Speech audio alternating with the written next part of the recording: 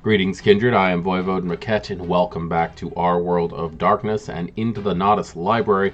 We're going to be taking our first look at Vampire the Masquerade War of Ages, which just came out. I'm super excited to get a hold of this. I will say, as always, that I have never actually looked into this book before.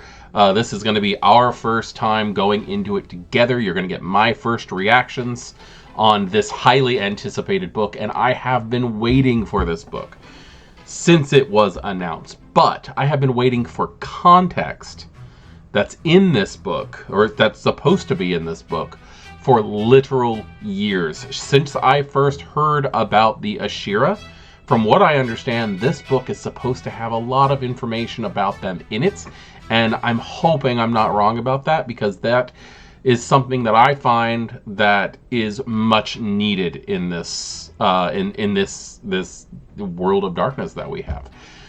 There's been so much context on the Camarilla, on the Anarchs. We had an entire book for the Ebony Kingdom that came out years ago, but we have never actually seen anything that's happening in the Middle Eastern part of the world, and the fact that that's been, in a way, neglected. I'm really glad that we should be getting some information about that here. So let's hop on in, take a look, and see exactly what we have to work with. Okay, first off, I want to point out, cover art is gorgeous. Cover art is always gorgeous in these books. All right, so we have a nice little vignette story going on that probably wraps around everything here. It talks about a neonate who's going as Prince and stuff. So the story in this is definitely worth a read. I'll go ahead and I'll read the first page just so you guys can see the stuff that's starting to catch on here. Be my sin for the evening. Praxis. Is it possible for a young vampire to win the War of Ages and become Prince of the city? Can I seize Praxis? It's bizarre to think that not so long ago, I was worried about getting stiffed by a website for pay I was owed as a freelance journalist. Now, I've become something else. One of the dead introduced into a society of monsters, deluding themselves into believing they're still basically normal moral people, just like me. You do realize I'm taking a risk for you right now, Anika whispered, as we walked to the hotel's reception. It was a fancy place, the kind I'd sometimes use to conduct interviews. Miss Wall, this way, please, an older, well-groomed functionary said as he intercepted us. I watched as Anika straightened her back, and an expression of disdain settled on her delicate features. Ordinarily, Anika looked like she would break apart if someone said a cuss word. But I'd seen her tear the windpipe out of an unfortunate mugger who gravely misjudged his prey. This incident was my first introduction to the brutality hiding under the veneer of civilized Kindred. Why are you helping me anyway? I whispered as we waited for the elevator. I owed a boon to your sire, Deja. After this, it's settled. Anika seemed satisfied, like an accountant balancing her books. Wait. Do you know who my sire is? I asked. I'd resolved to be cool and compromise, but I lost all that the second it sounded like I could finally have answers. I glimpsed us in the mirrors behind the opening elevator doors, a wisp of Scandinavian blonde and a black New York journalist. It was creepy how much I still looked like the person I had been before my embrace. Yes. I never said otherwise, Anika replied nervously. It was a short ride in an enclosed space, but I felt like I was going to explode for all the questions I had. Still, I forced myself to be cool. Anika was the only vampire who'd helped me, found me, and told me about the clans, the prince, the Camarilla, the traditions. Saved me from the Second Inquisition before I knew what it was. This story, Be My Sin for the Evening, is catching. It's very fun. I like the whole personal thought process of the vampire going through the situation.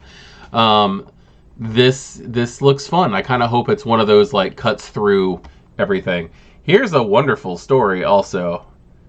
I'm imagining that we have Inika here and our protagonist right here. It's very interesting, and I love the art. It's got like a very gauche art style that it's going with. This it's just such a busy picture, but it's also like it catches you. It really drags you into it. I love how their eyes are all like inhuman except for hers. It's a lot of fun. All right, chapter 1 is Introduction. Enter a world of blood. Again, I got a comment on the art. That's very cool. I love how they did that. I like how like everything's just so dirty. It works out really well. Let's see, World of Darkness. We've got the typical explanation of what the World of Darkness is. In a Vampire the Masquerade LARP, blah, blah. I hate, sorry for blah, blahing. I'm not trying to do that. But it's talking about basically the introduction into it. And a small LARP can be a model for a tiny corner in the bigger World of Darkness. It's like that really brings in the whole idea that there's so much more. I'm enjoying the phrase War of Ages, and I noticed that in the story also they said War of Ages. I'm really taking this as like a where they're not using the word jihad anymore. They're calling it the War of Ages. Okay, this book is intended to give both players and organizers of vampire LARPs tools and ideas to bring experiences to life or unlife. For players, it details the world your character inhabits, who your allies and enemies, what are the ancestral loyalties you are expected to assume, what does something like the Inquisition or the Camarilla look like from the point of view of someone who has just come into the world. For organizers, this book presents ideas you can use to enhance a LARP, concept, locations, frameworks, that work as a setting for the kind of events that make good LARPs. There are ready-made concepts that you can lift and run with or adjust with your own modifications. Additionally, there is information on how to use different kinds of antagonists such as the Inquisition, the Second Inquisition, and the Sabbat. After reading this book, you will know what it is like to be a vampire in the World of Darkness. The next step is to find a LARP or organize one to make the experience real. Okay. Again, just like the other ones, I don't want to go through this and read everything because that's cheapening towards the authors and the designers of these books and the companies that help put them together. But I do want to get a sense of what we're going here. This goes into a lot. Okay. The first LARP book for Vampire the Masquerade was released in 1993, just 2 years after the first publications. It was called The Masquerade and laid out the rules and mechanics for how to play a vampire LARP. Hey, guess what?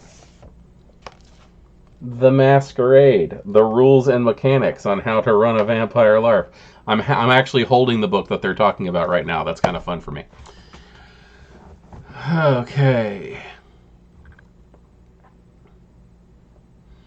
Okay, so there's information here on how to make your own LARP, LARP culture, vampire society. Okay. Okay, this seems to actually carry on with the same story, so that's fun. It looks like we have little vignettes or little interludes between each thing. Society of Blood. LARP is not an individual art form, it's for groups. Yeah, Backstabbers. Eternity. Okay, this is 266 pages. Why do those of the Camarilla hate the Anarchs? That's going to be interesting. Night to Night and the Anarchs.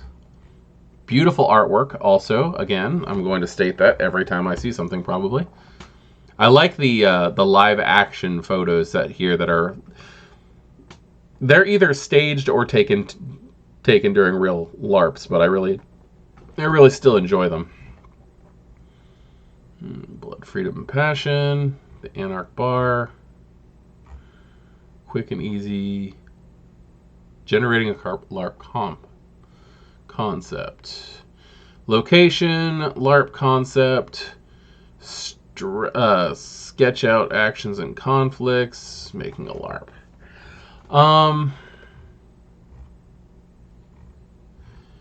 Okay, so these are concept stories that they have here.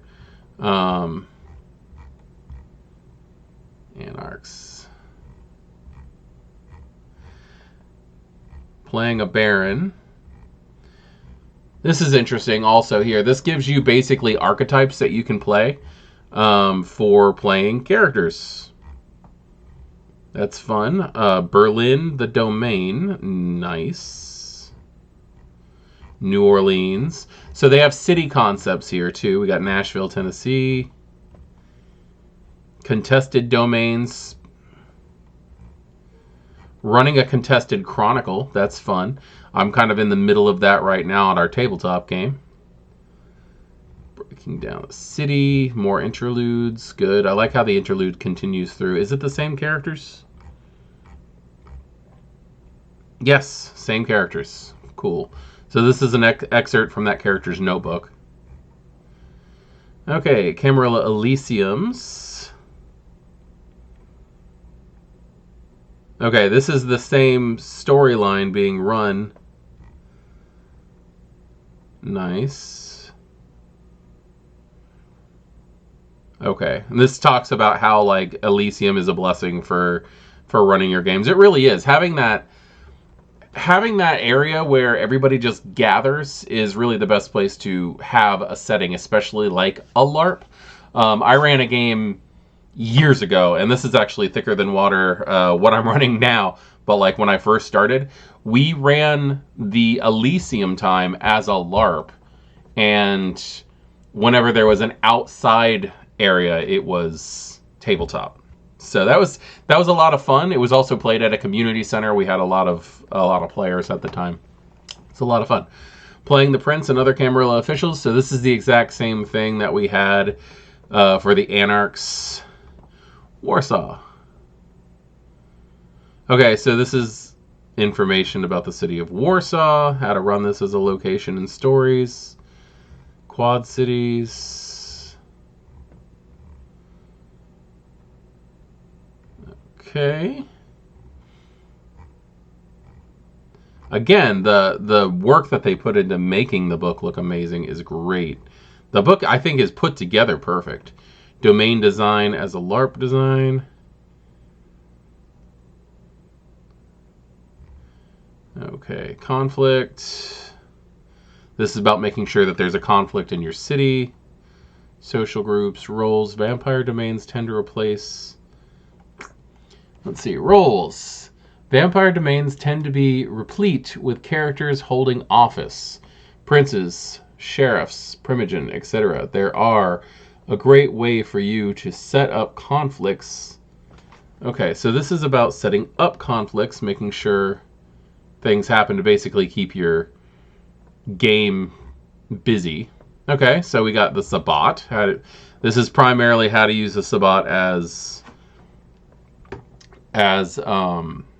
antagonists, which means basically how to run Sabbat for your narration team. Okay.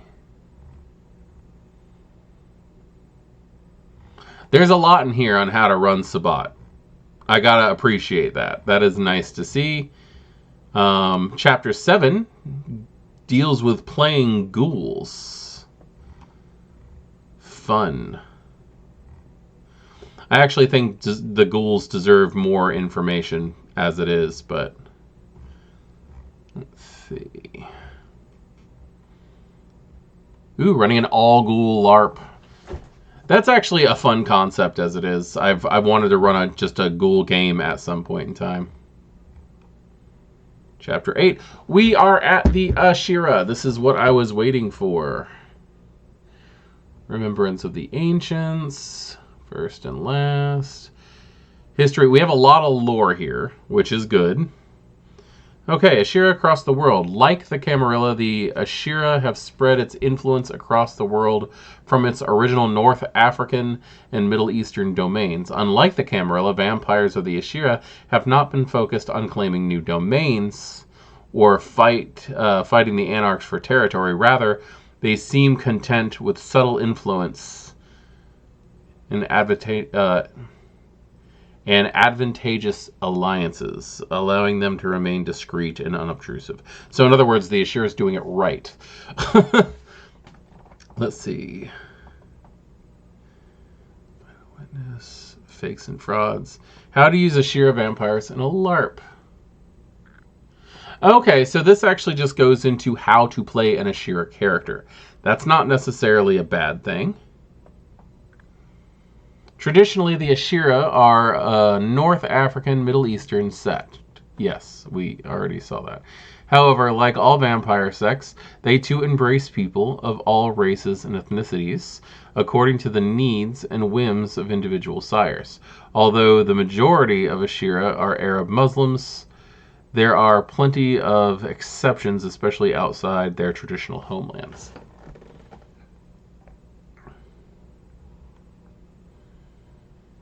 Common role of both actual and fake Ashira characters. Refugees.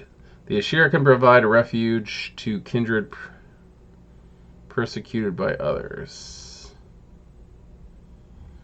That's not all the information on the Ashira, is it?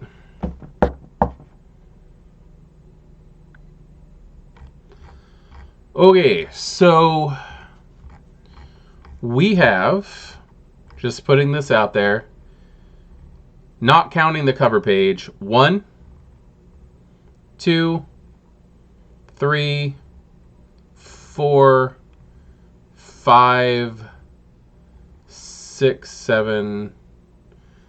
7 pages of Ashira information. It seems to all be lore. For the most part, which is not a bad thing. The lore is a good thing. I'm gonna have to read through this. Give me a minute. Okay, so I read through this chapter, and I don't know. I was kind of hoping for more. It has a lot of information on how to integrate an Ashira into a game, but it's primarily more like putting them into the concept of, like,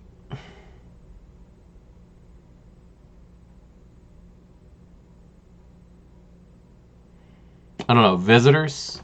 The book, so far, 8 chapters in, it's focusing primarily on American and European styles of play, putting the Camarilla and the Anarchs in the forefront.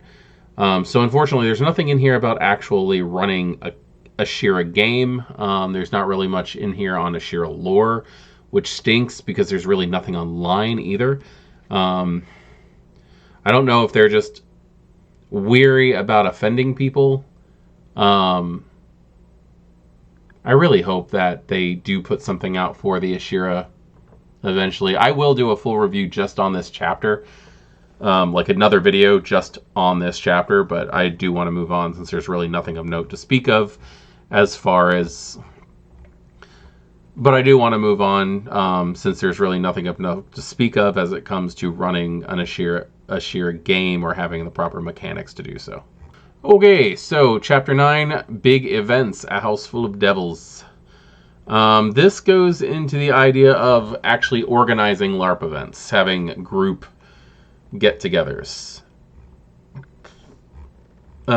Choosing a story, choosing the venue, all that. I almost said venture. There's a lot of... There's some interesting concepts in here on how to actually organize an event.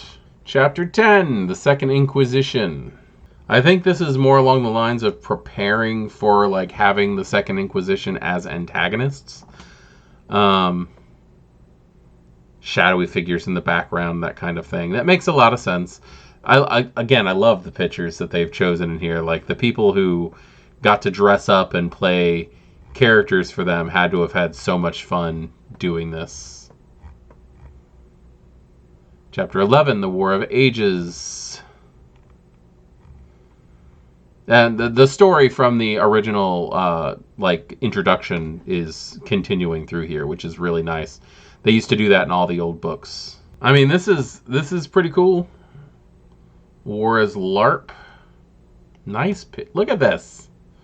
This is awesome. I love the art. Chapter 12, Boons. The Chapter 12 seems to go over basically how to run pre-station in LARP, which is actually something that needs to really be taken into consideration, because like a lot of games that I've played in, the boon system was just thrown out the window. So this is nice to see. I think that's more the group play style that I was in. All right, chapter 13 is Praxis. No big picture on this one. That's kind of sad. Playing for Praxis. Your character can have many goals when playing a vampire LARP, but becoming the prince of the city is a classic. Rule the domain and all who call it home, at least until the next upstart begins to eye your throne. Okay, so this goes into basically becoming prince, holding it, doing the same thing on the Anarch side, becoming barons, things like that. Designing for Praxis. The role of prince. This is actually kind of a cool thing to have. I gotta say that. Changing of the guard. Look how much fun they had to have had when playing these characters. Chapter 14, The Vampire LARPer's Cheat Sheet. Before the LARP, during the LARP, after the LARP. Lore sheets. Each lore sheet is built around the idea of organization, a character, or some unifying theme. How to use lore sheets. Creating lore sheets. Okay, chapter 15 is Collaborative Vampire LARP. Okay, Nordic LARP, or Collaborative LARP, as it is also known, has its origins in the late 1990s LARP scene of the Nordic countries of Norway, Sweden, Denmark, and Finland. LARP came to all these countries independently in the late 1980s and early 90s, often with multiple distinct scenes. Okay, concepts. That's a fun character right there. I like that. That's a fun makeup job. Play to lose is a common Nordic slogan that requires some unpacking to be properly understood. Basically, it means that sometimes it is fun to purposefully play so that your character fails to achieve their goals. The reason this is fun is because it can lead to dramatic, striking, and emotional scenes. I agree.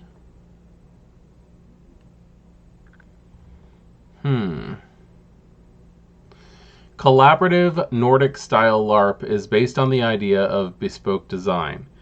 You use the techniques, mechanics, and tools that are right for a specific LARP you want to create. For the next LARP, you might use a completely different set of tools. Violence. Simulating physical violence is a very common use of medic technique. There are several different methods that have been used in Nordic LARP.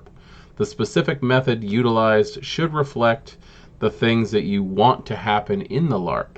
The methods are planning the scene, combat score. Combat score. All characters have a combat score consisting of a simple number. In a fight, a high number wins. If the scores are equal, it's a draw. This obviously does not generate very nuanced fight scenes, but it makes it possible to resolve combat very quickly. A Nordic LARP, I'm going to read this whole thing. The Nordic LARP entertainment in Blood used a version of this method where the combat score ranged from 1 through 5 and could be communicated by holding up fingers. A ghoul or a mortal is a 1. An ordinary vampire is a 2. Vampires from clans with physical disciplines, such as Bruja, are 3. Vampires with unusual fighting abilities is 4, and werewolves are 5. In that LARP, the fighting score of the character was reduced by 1 point after every fight. The purpose of this was to discourage needless fight scenes, to make sure characters engaged in combat only when necessary. No fighting. With this method, combat is simply ruled out of bounds for the LARP. There can be scuffles, but no serious combat that would result in real physical injury. This method is best employed in combat would not benefit the LARP. Well, we are pretty much reaching the end of this. There are a lot of there's a lot of important information in this book. Online roleplay. They go over online roleplay in this. It's nice. Guidelines for storytellers. Guidelines for players. All right, and then we are at the credits. Okay, so I've basically just skimmed over this whole book with you guys. I'm gonna read this more in more like detail. Obviously, I'm gonna do a cover. I'm gonna read through it cover to cover. Let me know if you guys want me to do a cover to cover video on this the same way that I did with the player's guide. But let's just get into my final thoughts here. Let's make the art a little bit more enjoyable. Okay, so War of Ages has a lot of important information in it about creating LARP events. It has a lot of information on playing characters, but it does not actually have any LARP rulings in it, primarily because this is based off of Nordic LARP, which Nordic LARP is it's more like an improv acting kind of thing. I like the book for what it is, but I'm kind of sad that there's no like how to use other forms of LARP. Like it was mentioning in this, like at the very beginning, it mentioned this book, which is The Masquerade 2nd edition. It's the first LARP book that came out, which actually has like not like you can see anything. But this book actually has like discipline systems in it and things like that. So like how to use these things. I'm gonna read through this, like I said, but I am kind of sad that it doesn't actually have any like how to handle combat situations and things like that. But that's not really what this style of LARP is built around. So it may not be for everybody out there. I think the book is beautifully put together. As I had said before, the artwork is gorgeous in it. But there is a distinct lack of basically just how I play. Where like this would be a good book to lay alongside V20 or Laws of the Night or anything by the Mind's Eye Theater or the Mind's Eye Society would go great with this book. That is basically the big things that I have to say about this book. If any of you out there who are watching this have this and have already read through it, give me your thoughts. This could just be my bias on the fact that I've never really participated in a Nordic style LARP before. I'm very interested in it. I would love to do that kind of thing. But like the combat system that it talked about, where everybody has like a number that basically says that, you know, 2 is beaten by 1, 3 is beaten by 4, 4 is, you know, the progressive damage, because there's always factors that come into play. there's always the chance that somebody who's weaker could beat somebody stronger. In fact, that's one of the big things. I don't know, maybe they do adding on there saying, oh, if this person's a 5 and like 8 ones, attack them or something like that, they're obviously going to lose. I'm not really sure. I'm asking you all out there for education. Please educate me on Nordic LARP and make me see whether or not this book actually does fit into what I would need when it comes to running a LARP event and things like that. But aside from that, the actual information in here on how to organize and get things going, I think it's top notch. I think they did a great job with that stuff. I am Voivode Maquette. This is my first look. I will have many more. On Vampire the Masquerade War of Ages. Thank you.